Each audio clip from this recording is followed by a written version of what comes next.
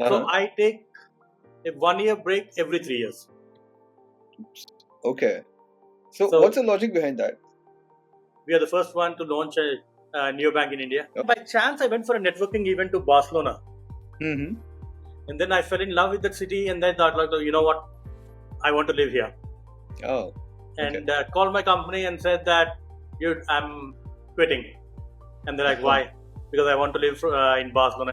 This is probably the first time we've had someone with such a wide gambit of experience, right? From running retail stores to a beach shack to a fully fledged tech startups and AI startups. I think this is really interesting.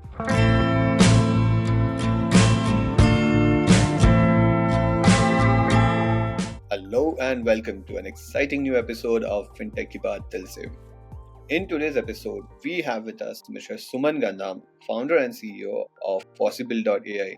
Hi Suman, thank you so much for joining us today and for giving us a valuable time. Hey, Shreyas, thanks for hosting. It's nice to be connected again.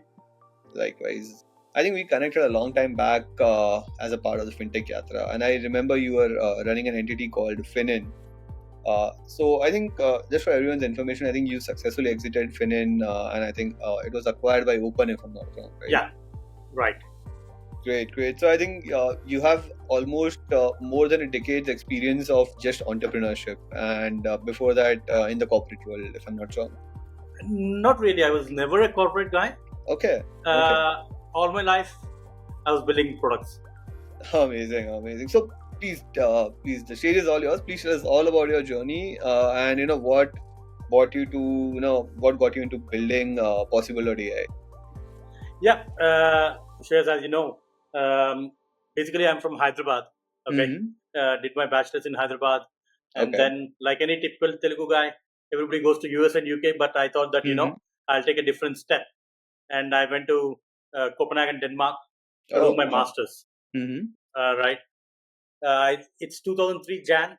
I still remember getting out of the Copenhagen airport and seeing the snow, knee length snow, where I never saw snow in my life. Wow. Okay. Must have been an experience. That's how it was my first experience. And then I did my master's in IT and telecommunications from ITU Copenhagen. After my master's, I started working for a company called World Telecom Network in Zurich, Switzerland. So it was a good 2 years of my life. Started as a intern and then moved as a NOC and then head of NOC and then kind of engineering and everything. So that's what I did for 2 years. Okay. And then by chance I went for a networking event to Barcelona. And then I fell in love with that city and then thought, like, oh, you know what, I want to live here. Oh. Okay. And called my company and said that, dude, I'm quitting. And they're like, why? Because I want to live in Barcelona. And they're like, okay, fine, you live in Barcelona and work from there. Oh, And nice. I spent 14 years of my life in Barcelona and worked for the same company for 6 months. And after 6 months, I feel like, dude, I want to do something, right? I quit that job, took a small break, and then started looking for jobs. Okay. In my sector, but unable to get a job because of language, because those days I didn't speak any Spanish. Oh, okay. And then I thought, like, okay, if I can't find a job, then let me start something on my own. Right. That's how I got into the entrepreneurship. I see.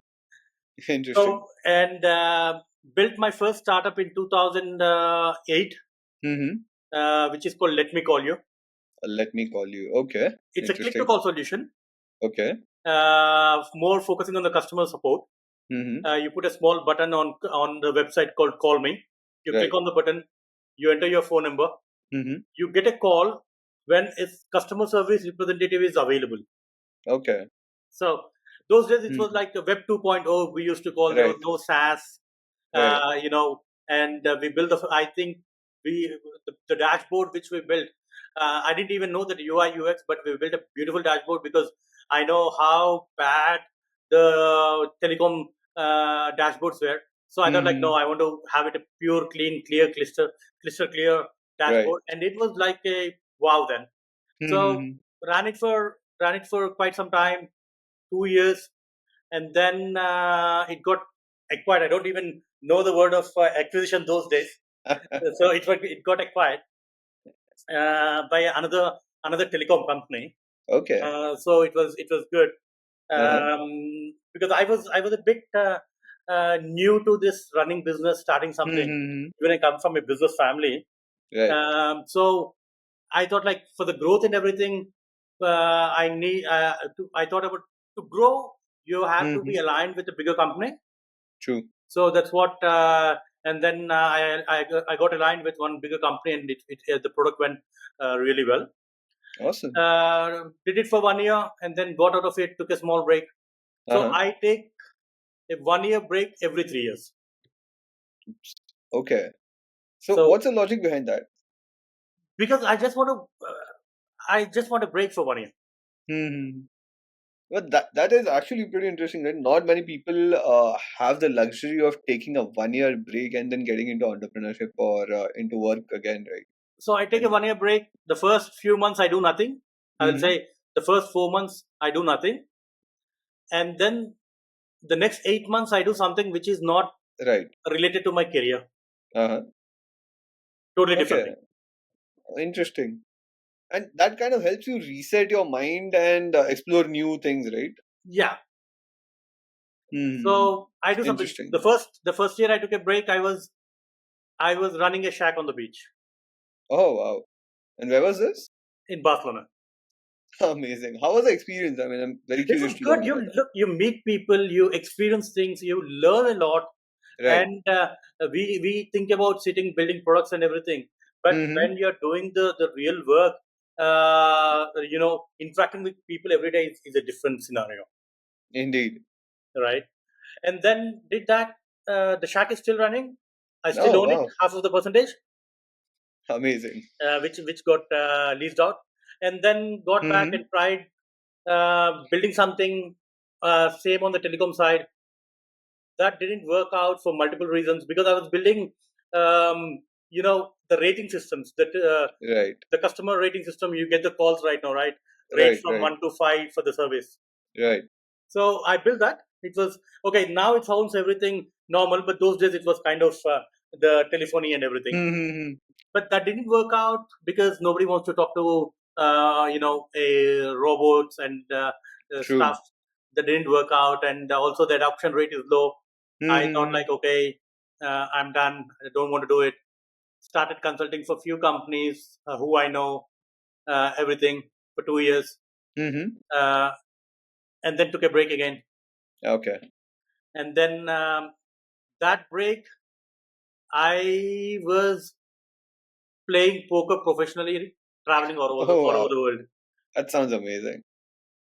I Right? mean, this is a life a lot of people dream of, right? I mean, especially, and I think if an entrepreneurship, if done wisely, kind of can afford you this life in the way of time as well as planning for it. No, it's not about affordability, but the thing is that people always think that taking a break will dip Mm-hmm. down, but you have to be, you have to know what are your expenses and what. And those days I'm single, right? So it's Right, right, fine, right. right? No, and managing that is really important. Like, how Yeah, are you able to manage the expenses as well as still staying touch in with the industry so that when you kind of get back and build something else, you are back on the back on the grind. yeah. So, and everybody thinks poker is really, it's Hmm. gambling, it's gaming and everything, but you learn a lot. The first thing you learn True. is discipline. Mm-hmm. Yeah, it's a crazy world over there. People play all nighters and everything, and Oh. people who are disciplined and everything, they are very clear on when to get out of the table, their timings, their everything. Mm-hmm.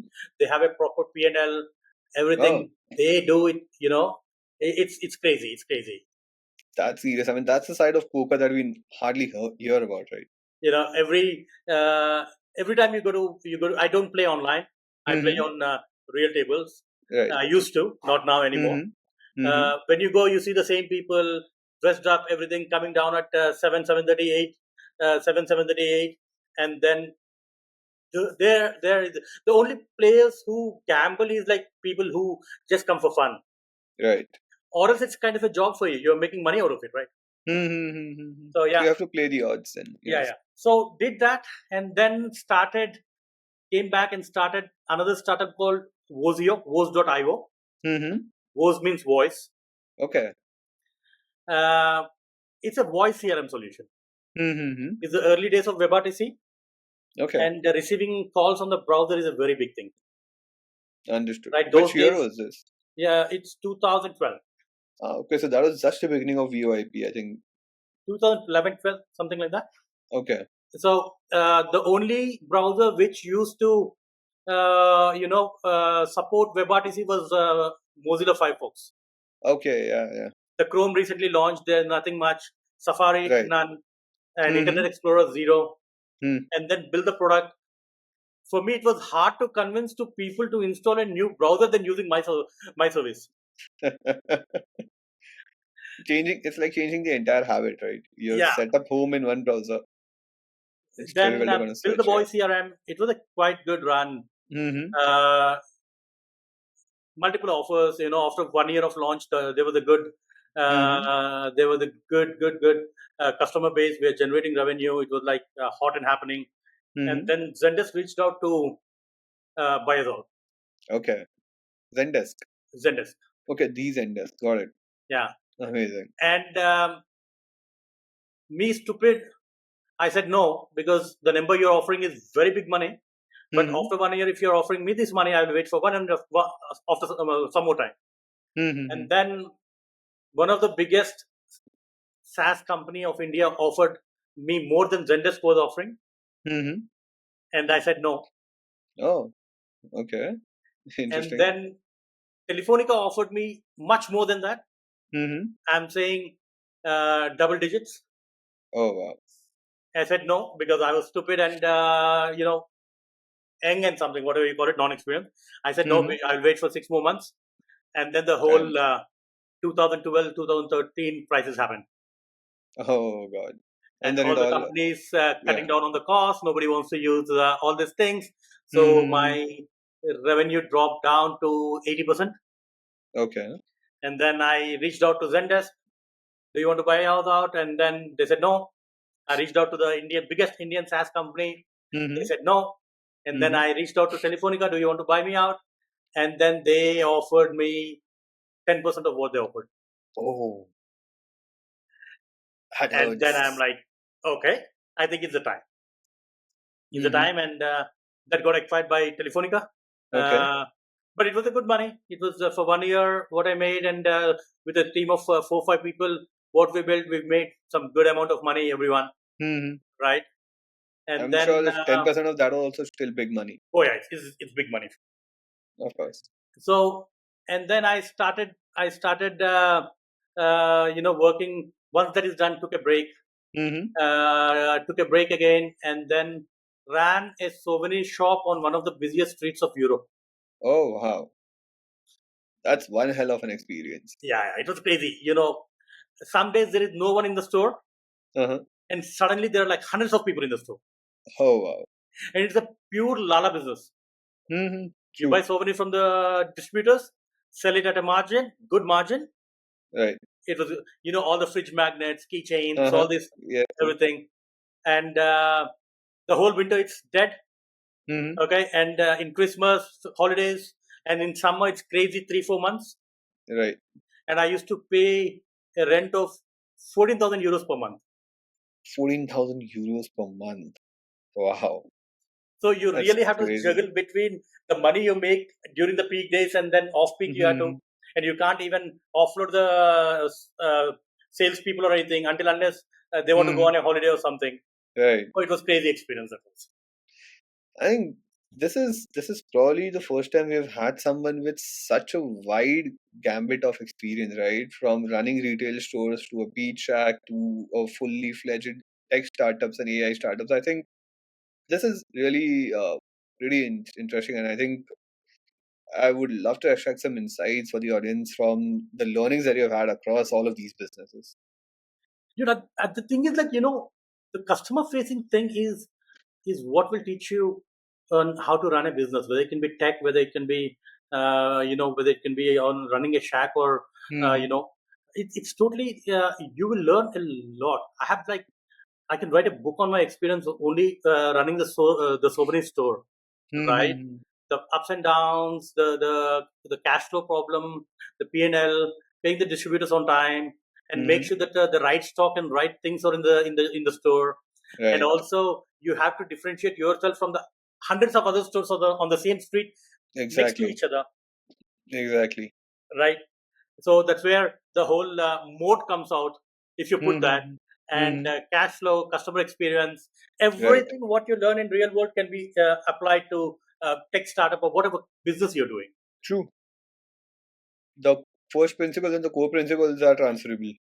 Yeah. So that is done, and then my ex boss, when I was consulting and everything, he Mm-hmm. told like, dude, I'm getting into this startup called Zapper. Okay. So Zapper is like Paytm for Europe, Mm-hmm. only focusing on restaurants. Okay. So he Interesting. said like, dude, why don't you come and help me with the product and tech? Mm-hmm. So started working with him. It's a South African company who wants to grow in Europe. So Mm-hmm. they put Spain as one of the launching pad, and Mm-hmm. yeah, built it. But the owner of the company decided after 1.5 years decided to shut it down because Right. they want to focus on English speaking countries than non English speaking countries. Mm-hmm. Shut down. Okay, that happened, and then again, my ex boss is like, I'm getting into venture capital.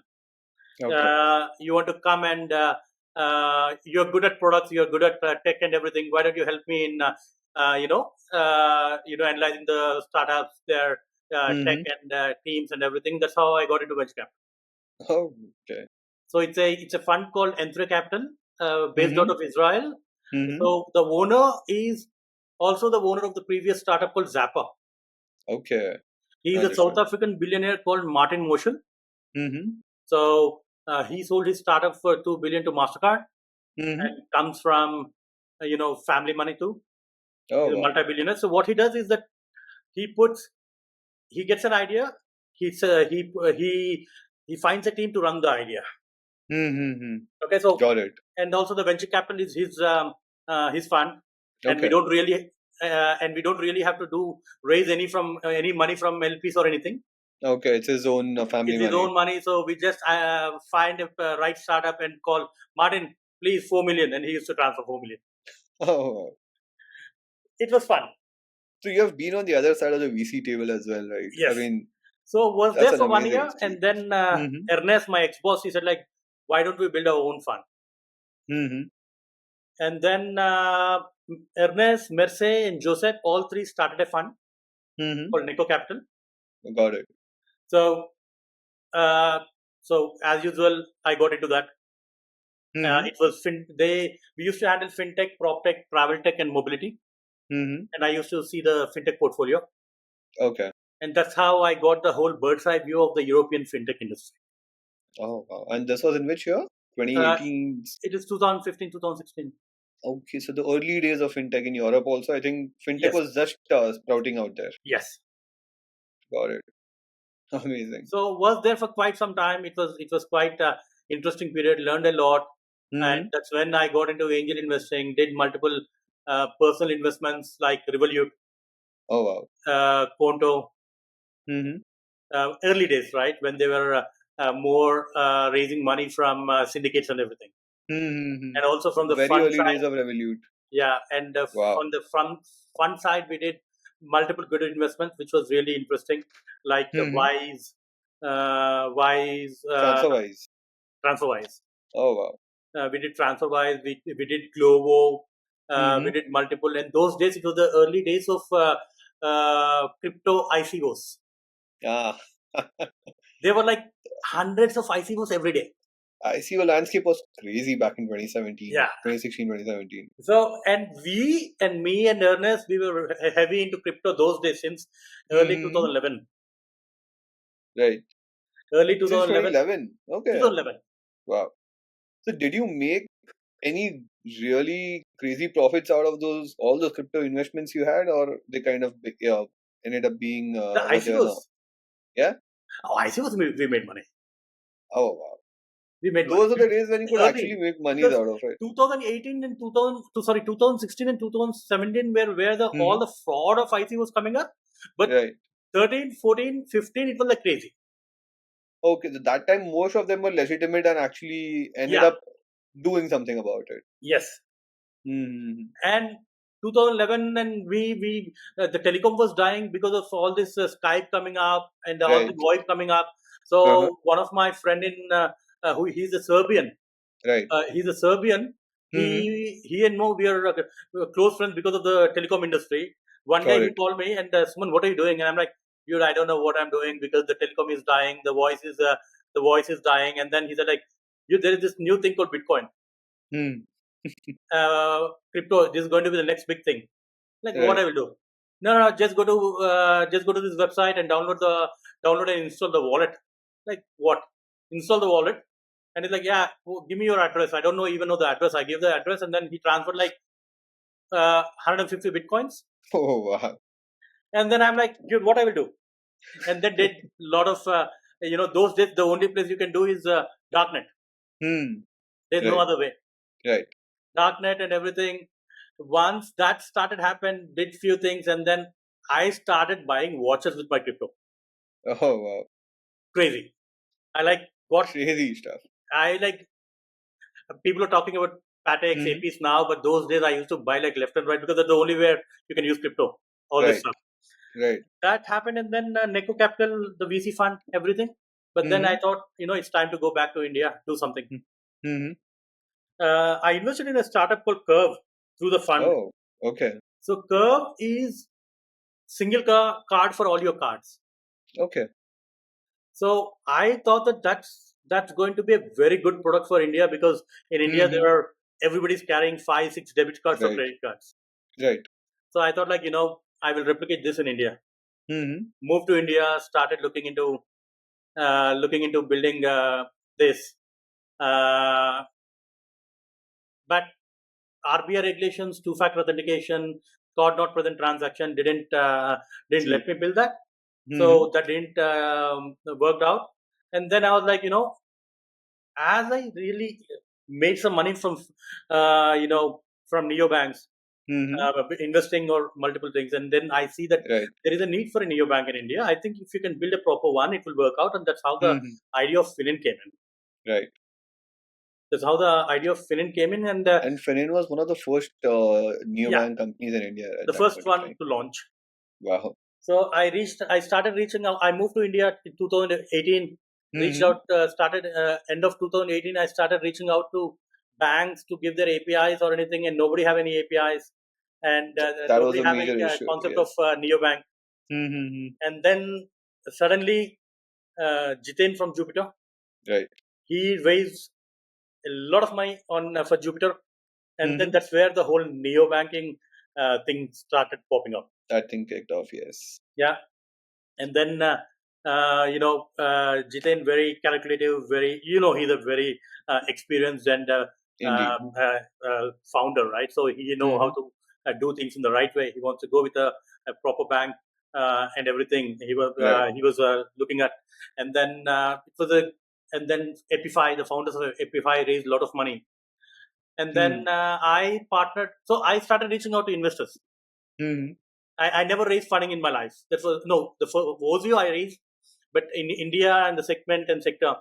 And when I Hmm. reached to the investors, the thing is that they raised loads of money. Hmm. So what you will do? True. And then I okay fine partnered with SBM, raised some Hmm. money from Unicorn India Ventures and the Point One Cap, Right. and then started build the product, launched it. We are the first one to launch a neobank in India. Oh. Okay. It was quite there were a lot of enthusiasts of neobanks those days. So True. we had some good buzz around Finin, Hmm. and Hmm. we haven't spent a single rupee on marketing, and we Wow. had not a single rupee, no ads, nothing. Hmm. Everything organic. We had around like 85 to 100,000 customers Wow.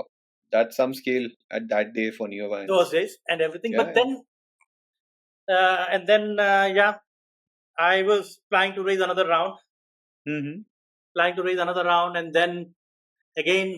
Other neobanks, they raised like another round of 50-60 million.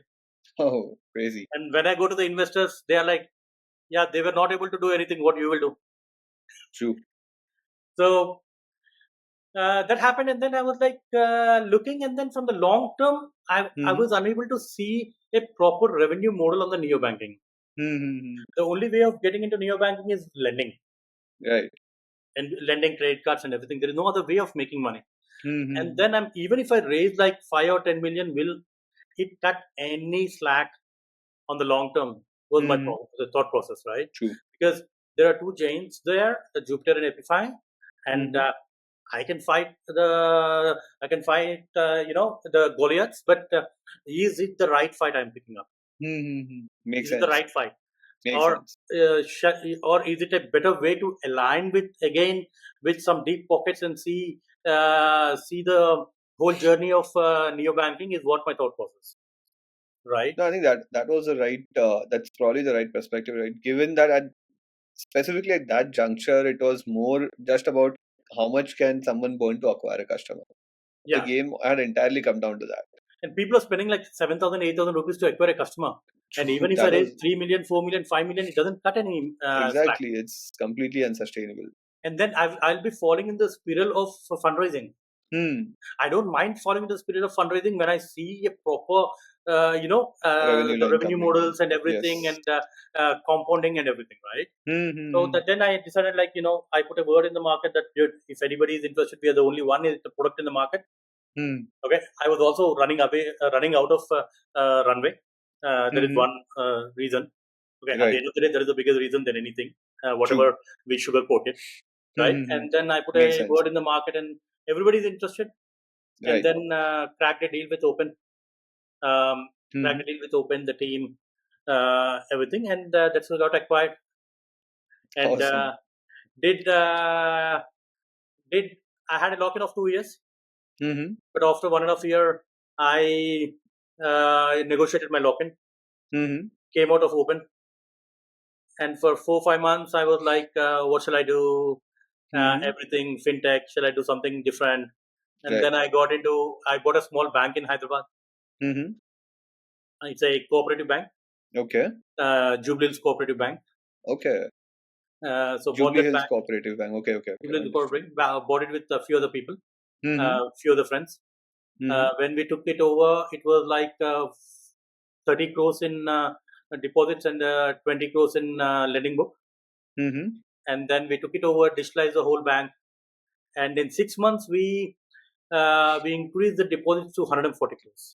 Wow. And And how was that entire MO, if I may ask?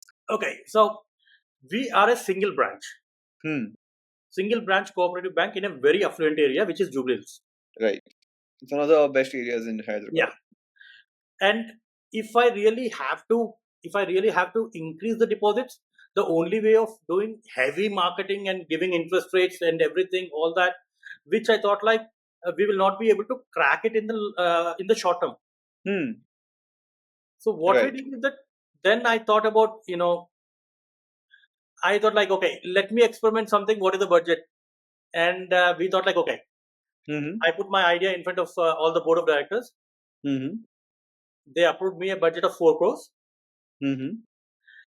and I renovated the whole locker system, Okay. and I Interesting. robotized the whole locker system. Oh, okay. Understood. So So something similar to what Aurum is doing. Aurum, yes, Ganesh Balakrishnan. Got Aurum it. is doing right now. I implemented even before Aurum in Hyderabad in our bank. Wow. So we partnered with a German company who is Hmm. partnering here with Godrej, Hmm. and then we digitalized and robotized the whole thing. Hmm. And anybody who wants a locker should deposit 10 lakhs. Got it. Understood. And And that was the premium locker that they had, the premium robotic locker. one. Got And it. especially in Telugu people, they have a lot of gold. Okay, True. and a lot of family functions and everything happen. And Hmm. right now, it for them it's very practical for them to come on anytime, any day, get anything because Both the Hmm. both the people are working and the families don't want it. So it was a very good thing, and they didn't mind depositing 10 lakhs for the locker. Given that locality, people would have such liquidity lying around. Yes, and then the lockers were sold in 32 days. Wow. How many lockers were there? It was around 290. Damn, that's like 10 lockers a day. Yeah, It's crazy. and that gave a buzz to the bank. True. That gave a buzz to the bank, and then they were looking at us more like a digital, a modern age cooperative bank, Mm-hmm. right? Instead of a typical cooperative bank where they think like it's like yeah, kya karenge cooperative. So it was Right. interesting. We increased our business accounts. We increased our Mm-hmm. thing. It's a good run, and then handed it day to day operations, and I got out. I'm Mm-hmm. still one of the shareholder and board member. Okay. Got out, and then I was like, okay, let me do something else, Mm-hmm. and And then, okay. got into building AI dash cams for fleet operators, Oh, okay. For the truck fleets. trucks and it. Amazing. Ran it for a year, almost a year.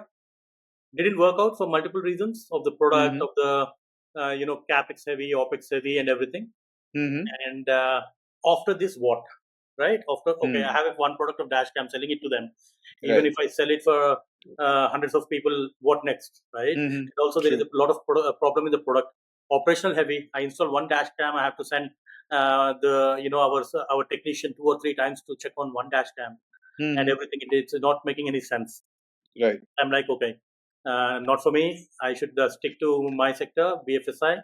Mm-hmm. So wrapped up Dacio, which is a dashcam startup, Right. and then thought about doing something in fintech, Mm-hmm. BFSI. Came back into the industry, started exploring things. At the end of the day, it's all about lending. True that. All about lending, All roads lead cross to border, lending. and everybody is doing cross border too. And even in Right. cross border, you're just changing the process, nothing else, Hmm. right? There are few people doing it really well, like Skydo. Those are Skydo. killing it. Yes. Hmm. Huge respect for those people. Even in lending, there are people doing crazy. And then the whole AI stuff is happening. Right. And I thought, like, okay, how about AI and BFSI, right? And I thought about, okay, I had the whole bigger vision of building AI for BFSI, but it's a Hmm. broader vision. Mm-hmm. So you have to, chop it up into multiple things and see the short term. Right. You have a longer vision, but how you're going to achieve into shorter the step sprints, right? True. True. And then I thought, like, okay, voice. I'm a telecom engineer. I built telecom products since my early stage of my life. The voice came in naturally. Voice, and then it's a low hanging fruit. Mm-hmm. Low hanging fruit, and then started building voice. Mm-hmm.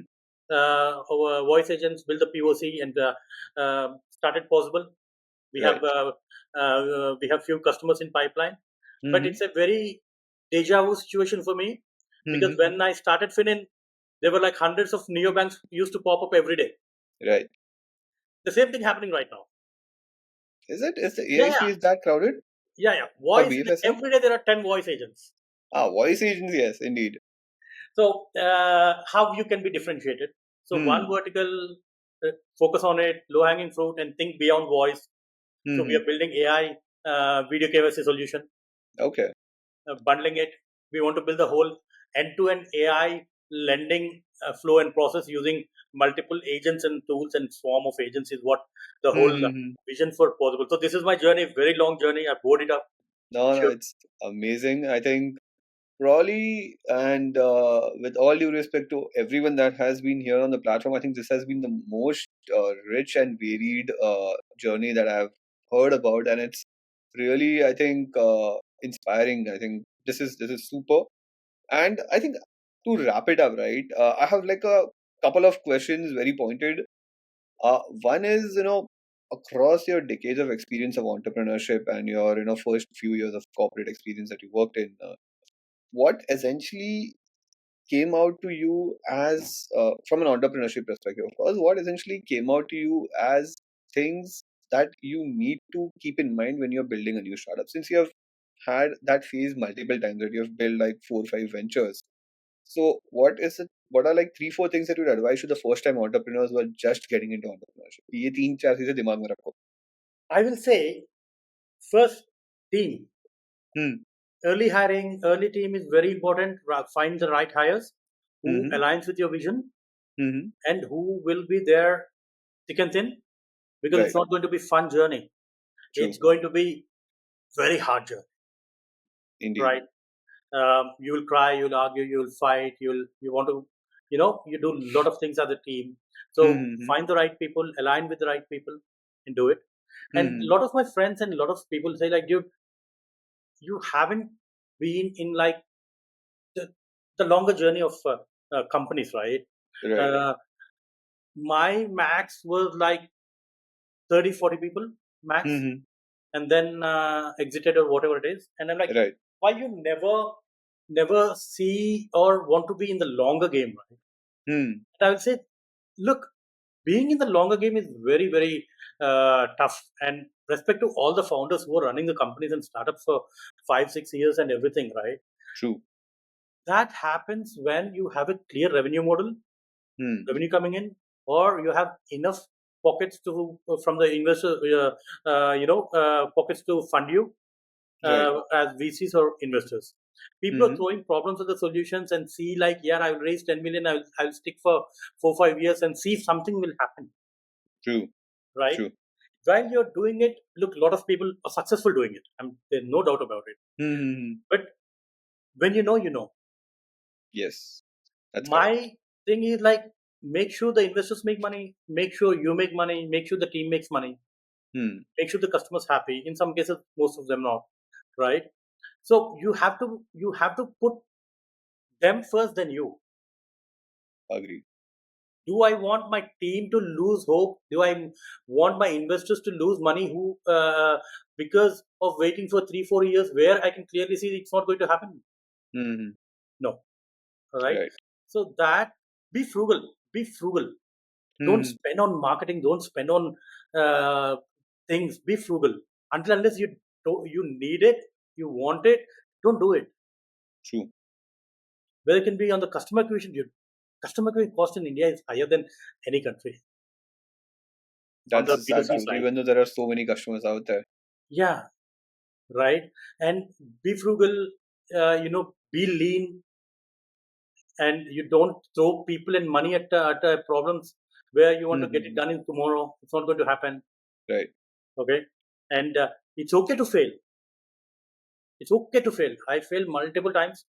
I can Mm-hmm. I can write a book on that. Whether it can be on the neobanking side. I Mm-hmm. always think. I used to think, did I do made a mistake exiting Finin? I should have stick longer. But when I see the situation right now, I'm like, dude, I took a right decision, Right. right? So coming back to your question, right? Team, Mm-hmm. lean and frugal. Don't overspend on anything, okay? Mm-hmm. And make sure that you have a vision and you see it clearly for the next 5 years. True. Perfect. I think that makes sense. Uh, Thank you for that. And coming to my last question for this segment to you, which essentially is 3 don'ts for budding entrepreneurs, 3 mistakes to not make when you're starting up for the first time. I know it's Don't a bit rush. cliched. Sorry. Don't rush. Do your research. Mm-hmm. Talk to customers then before their investors. Got You it. don't get anything from investors other than money. Mm-hmm. Okay. Everybody have their own thesis. Right. So talk to your customers. I'll say. So not. So you said three, not right. So don't rush. Do your Mm-hmm. research.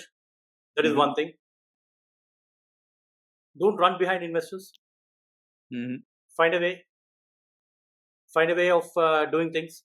When Right. you uh, when you when you have your traction, when you have your things, people will come to you.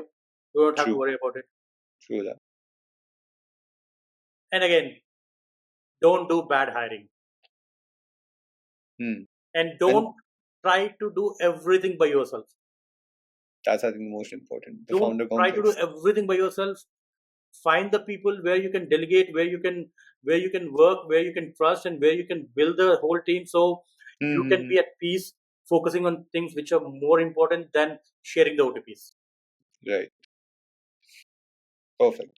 No, I think that wraps it up all. Thank you so much. This has been really insightful, and to be honest, I think this has been a really interesting conversation. Specifically, given the kind of experience you have across multiple sectors, it's always good to hear from people with our much wider experience. Thank you so much for doing this, and we'll shortly come back for the second segment, which is called Dhande Ki Baat. Stay tuned.